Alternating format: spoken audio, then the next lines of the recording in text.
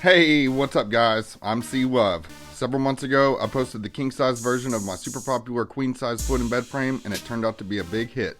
I asked you guys to tell me what country you were watching from, and you did not disappoint. So far, I've seen comments from over 30 different countries, and I can't thank you enough. I really love hearing from you. This video is for the headboard for the king size foot and bed frame.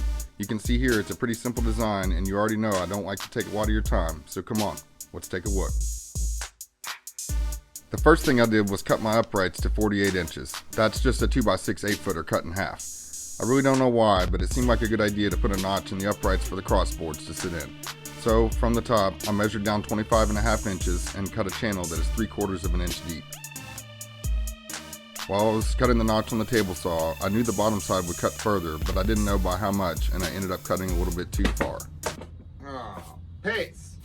So, I'll be more careful the rest of the way while making my cuts. I'll use the miter to cut the bottom side of the notch and a hand chisel and hammer to finish it off.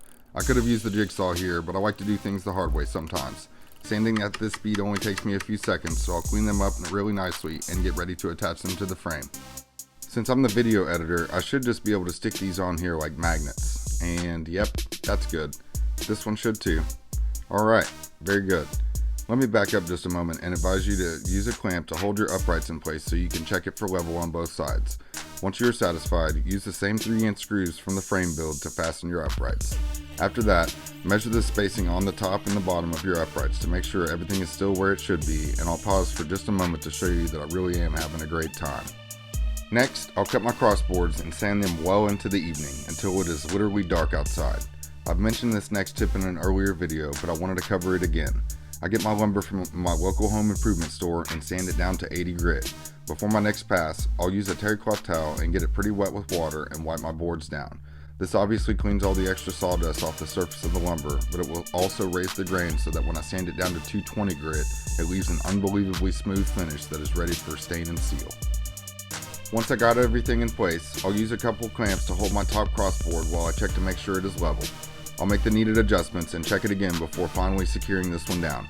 I've already measured everything else, so the rest of the crossboard should line up with no problem, so I'll zoom in just a little bit and zoom through attaching them. Once you get past this step, you can stop if you want to.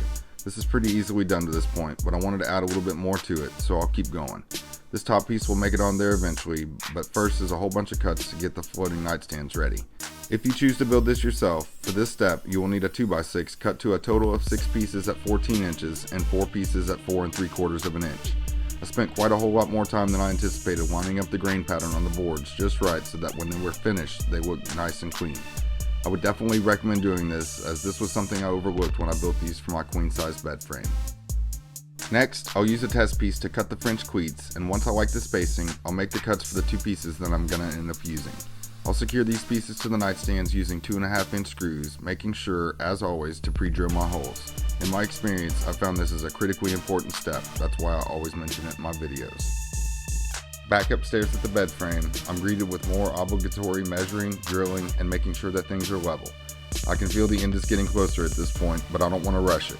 I'll make sure that everything is straight and secure, and I'll look right at the camera to make sure you guys are still watching. I need you to scoot back just a little, and this one fits like a glove. Check again to make sure that they are level, and these are good to go.